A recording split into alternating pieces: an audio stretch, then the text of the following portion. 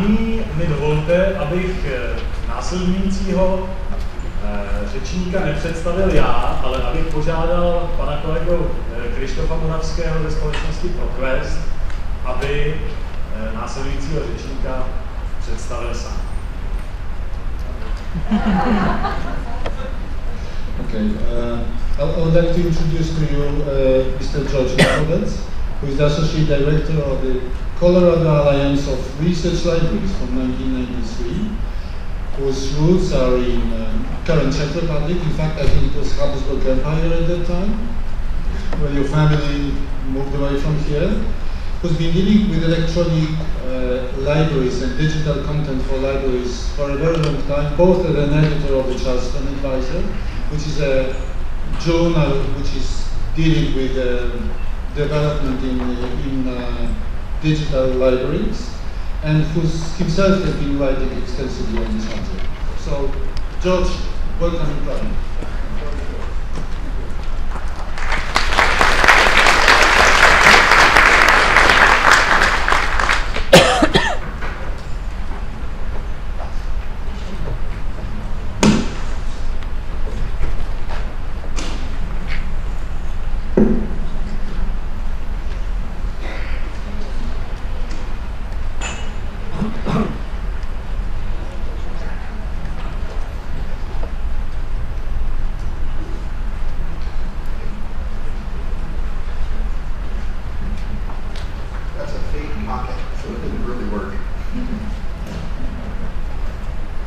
Thank you. My name is George Machovec. Here they tell me it's Machovec. As I mentioned, my family's from Moravia, but I don't speak any Czech. So when they asked if I could do my program in Czech, I said no. I'm actually work with a library consortium in the state of Colorado, and there's Colorado right there. And we're right in the center of the United States of America. We have a very small consortium. We're about 13 libraries, 12 academic, and 1 public library, which is Denver Public Library. And we do have a history of innovation. We developed something many years ago called the CARL system. It's an integrated library system which we sold, and that gave money to our consortium, so that's very good. We also developed something called Uncover, which is now part of the Ingenta service. So we have no relationship to those particular companies. What do we do? As a typical library consortium in the United States, we do things like our main purpose is to license electronic resources. So we do over $10 million a year in database licensing, journal licensing, discovery interface licensing. So we do a variety of different things. We also run a union catalog on behalf of about 40 libraries in our region, where we pull in the records from all those libraries into one huge database. And we'll talk about why we do that in a moment. We also do a digital repository service, and we also run some other things like a link resolver and electronic resource management system. So, 2 months ago, I went to the University of Denver, about 2 miles from where I live. This is the peak of the semester. Nobody is there. Where are the people? The shelves are in perfect order. Nobody is using the paper books, but not using the paper journals. This is not unusual. This is true for virtually every academic library in the United States. The students and the faculty aren't using the traditional paper anymore. Where are they? They're at the coffee shop. That's in the library. They're at the research center, which is the reference desk. They're up, they have pools of computers. So people are getting online, yes, checking the library, doing Facebook, doing their email, but they're not using the traditional stacks anymore. Where are they going? The University of Denver is taking its entire collection and moving it to storage. About They're actually will retain about 20% of the collection in the main part of the building, high-use materials. But the vast majority of the paper collection is going into high-density storage that will be paged for the user. What will the space be used for in the library? It's going to be used for collaboration. It's going to be used for study. It's going to be used for workstations. It's going to be used for media development. It's going to be used for galleries. It's going to be used for group meeting spaces. The library is changing, and our traditional roles aren't the same anymore. So, I said we run a union catalog. What do we do with our union catalog? We're actually bringing into our catalog about 40 different collections, about 20 academic libraries, about 20 public libraries. We're mixing them together. So, what is the union catalog used for? It's a discovery interface so people can order materials. It's becoming like Amazon. It's becoming like Netflix. The library catalog in our environment is being used as a way to find, yes, what we own, but a greater percentage of it, if it's in paper, it's not in the library, it's being retrieved and delivered when needed. Also, a large part of that catalog are electronic resources, government reports, e-books, electronic journals, ERIC documents, all sorts of materials that may be published electronically are being merged there. Also, our libraries are moving to the new discovery interfaces, which we'll be hearing more about at this conference. And so that we're trying to pull together not just books, but all material types in a common interface. So what's made the print literature mostly obsolete in most disciplines? Well, first of all, publishers, starting in the 1990s, began publishing all of their journals electronically. Since then, they've been digitizing the back files so that you don't need the paper anymore. There's special projects, such as JSTOR, which are digitizing complete back files of thousands of journals so that you don't need the paper. And there's high-speed interlibrary loan. So what if you don't have something in the publisher back file or in these other projects? You order it, and it gets delivered to the desktop. So there's companies and organizations who've created interlibrary loan systems that help deliver materials right to the user. And typically, interlibrary loan will have a one-day delay, but it's much better than the old days, where it used to take 1 or 2 weeks. Another point about why libraries are willing to stop using the paper is that we now have trusted repositories or trusted places where journal literature and monographic literature can be archived. So in other words, what if the publisher goes out of business? What if there's a disaster? Well, organizations such as Portico archive around 12,000 journals from 120 publishers. That's a dark archive, meaning you don't access it unless there's a trigger event or a disaster, or a publisher goes out of business. Also programs such as LOCKSS, that's peer-to-peer archiving. What that means is that for about 450 publishers, they allow people with PCs with special LOCKSS software to grab that content and to share it in multiple places around the globe so that there's proper backup, so a disaster in any one area won't stop access. Now, what about paper? The Center for Research Libraries has started a project called, this is in Chicago, called the CRL Print Archives. What's going on here? Well, what if digital materials became unavailable altogether? What if there was a big disaster? Would our knowledge be gone forever? Well, libraries are concerned about that too. So those large archives, those large storage repositories for paper are still there. But CRL is creating a registry so that anything that is stored in these archives, we know what journals are where, what years they're available, and are they going, and what level of completeness are the collections. So we've got a paper backup, but most libraries don't have to keep them.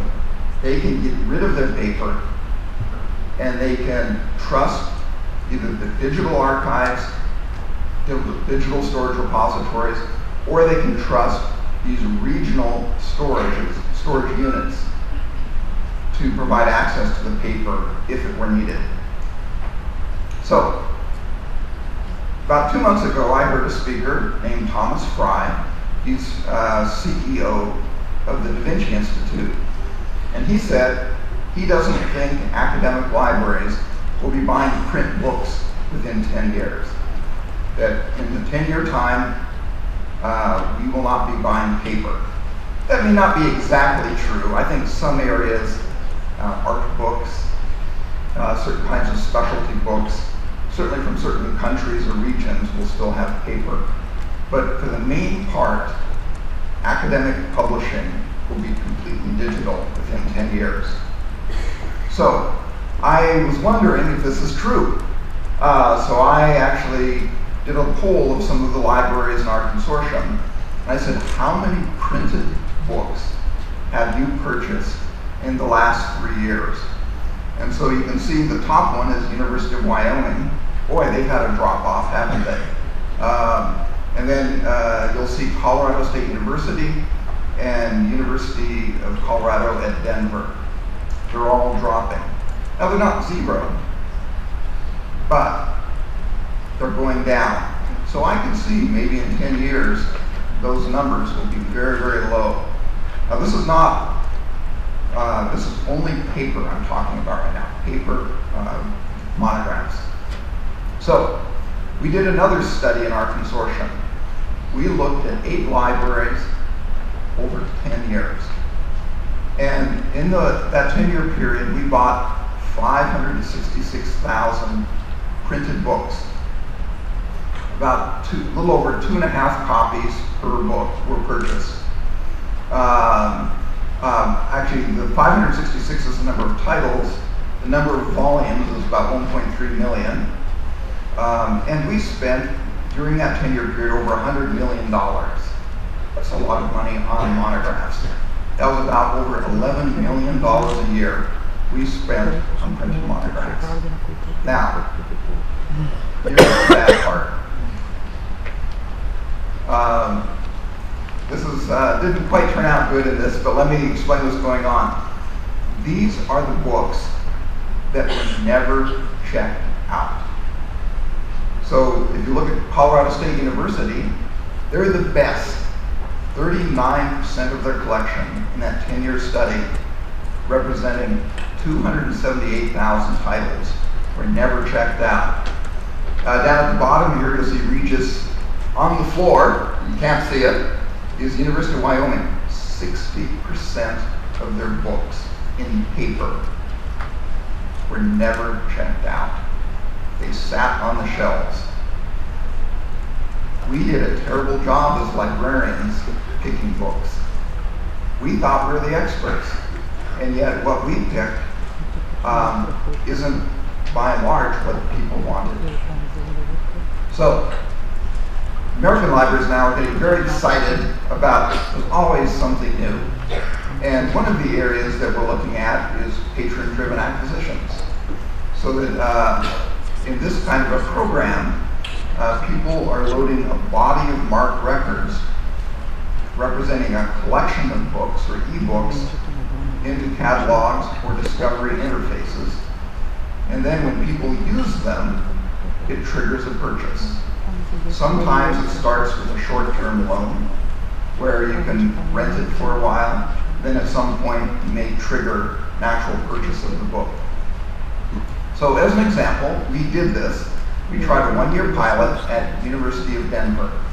And what we found is that this is we used a program in which books were first rented, and then if they were viewed more than 3 times, it triggered a purchase.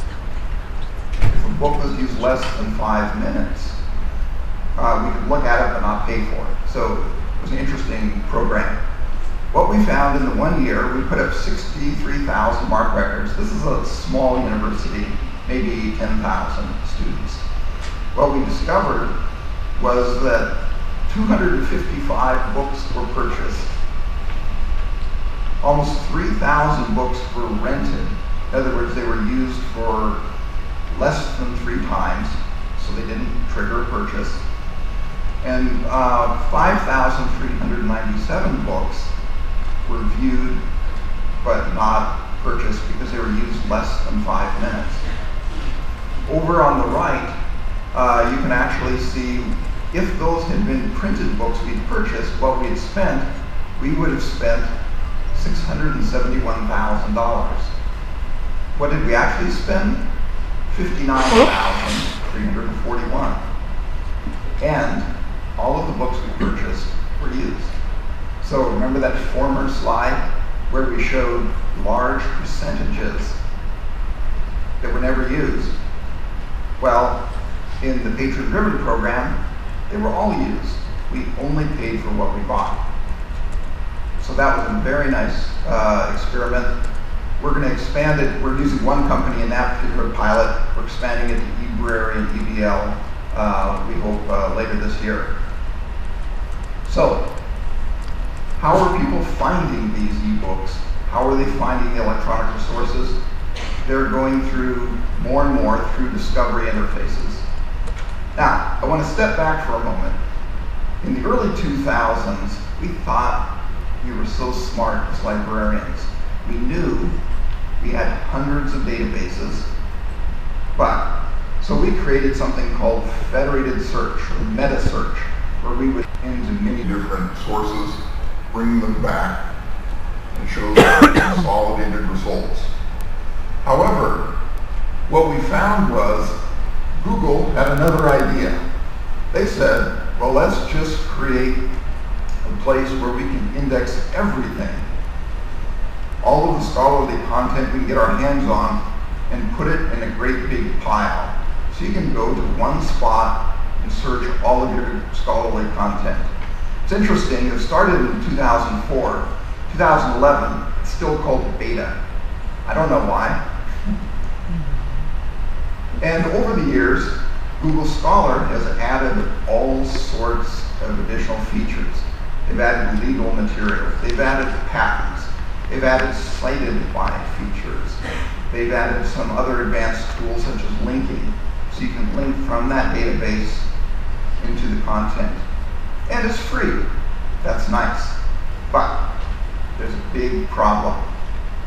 The problem is nobody knows what's in there. Even Google won't tell us. So is it covering our collections?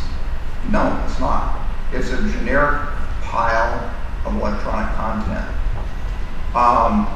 The linking from it doesn't work very good because it's sort of a heterogeneous mix of a lot of material. It's not branded, so the patron doesn't know if they're getting authoritative materials. So that certainly opened the door for this whole new class of discovery interfaces. And initially, we as librarians once again thought we were smart. We created these discovery interfaces over our library catalog, the book material, but that's where most of the people are not using the book material in the classic sense anymore. So we suddenly realized we needed some solution that would bring everything together. And so a variety of different companies have started to create discovery interfaces that bring all of the content together, books, journals, digital repositories, into a single environment. So it puts all of the digital content that you subscribe to in a single place. Now, what about the integrated library system? We'll hear more about it from Jane Burke in a little bit. There's a big fight going on now in the world. Who's going to control it? You've got some companies like OCLC who says we want to do a web scale integrated library system and try to leverage everything in the cloud.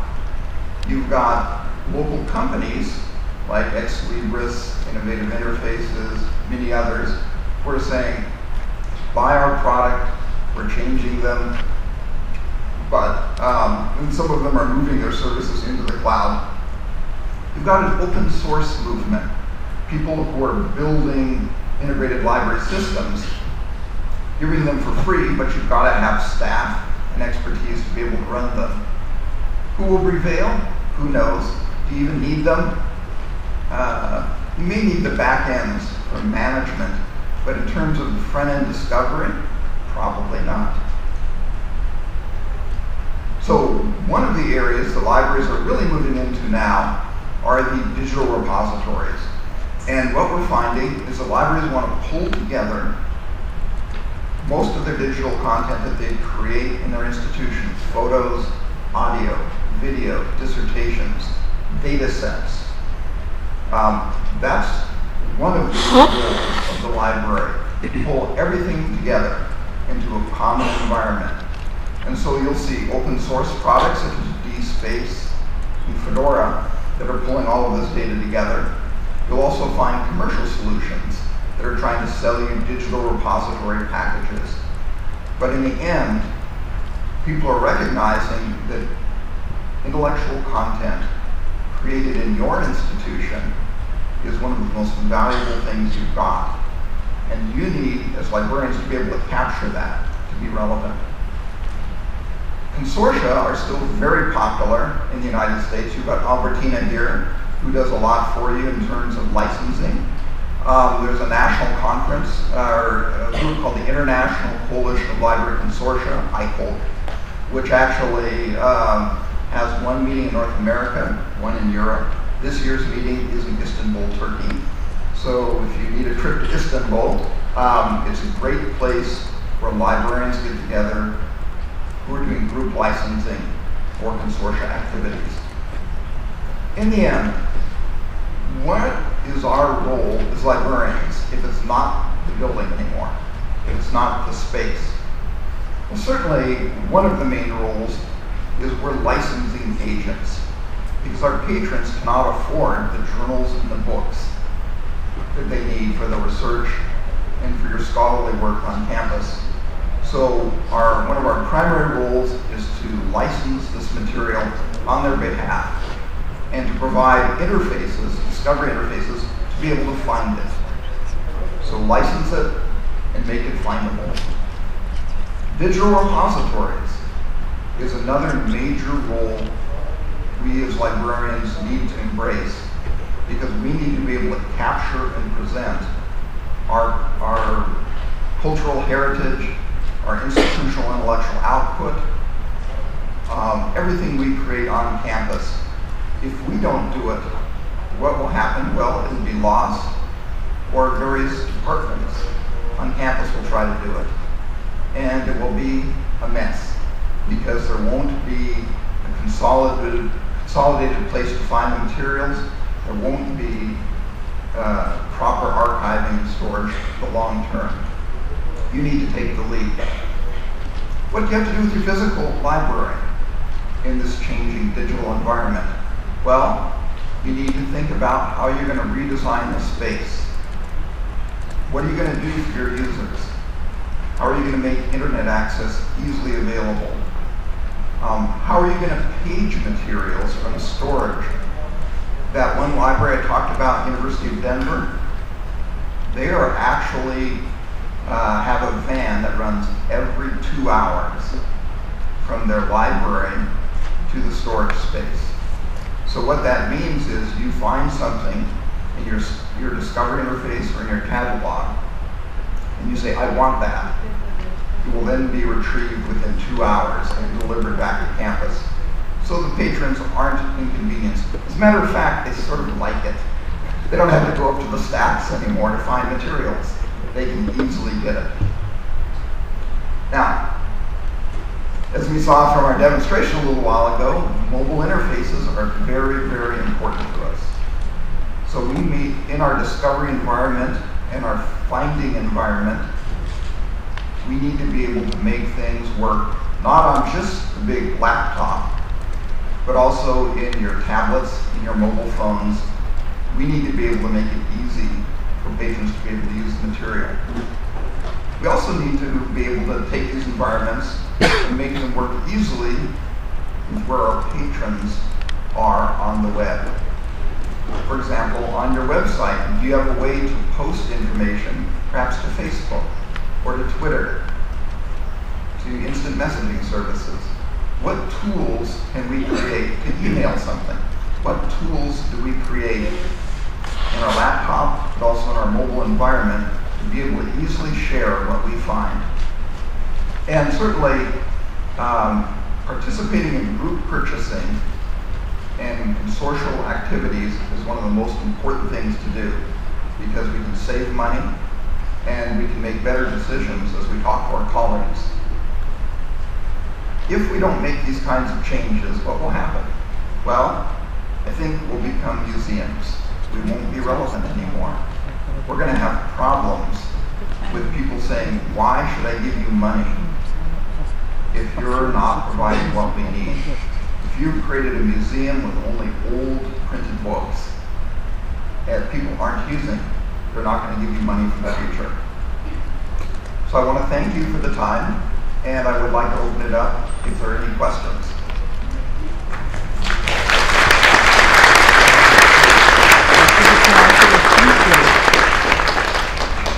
Thank you, George. A teď je čas pro vás. Okay, let me kick off with the first question. You mentioned as one of the points on the to-do list, redesign the physical location and the physical space in the library. Yes. Could you probably shortly say, in practice, what does happen now to the libraries in the United States? Well, to their physical appearance?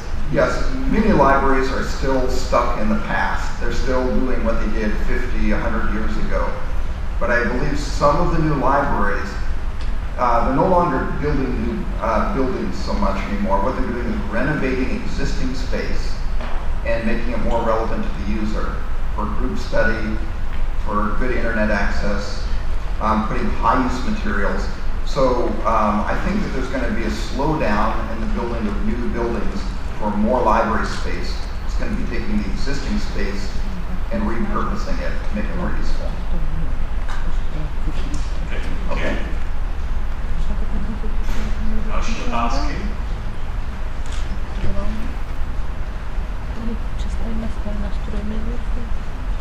Se nebojte. Good. Well, thank you. Okay, thank you then, George. I think it was very interesting, and it was an ideal first keynote at this conference, because we'll be spending the next 3 days in talking about the different topics that you brought up. Thank you very much. Thank you.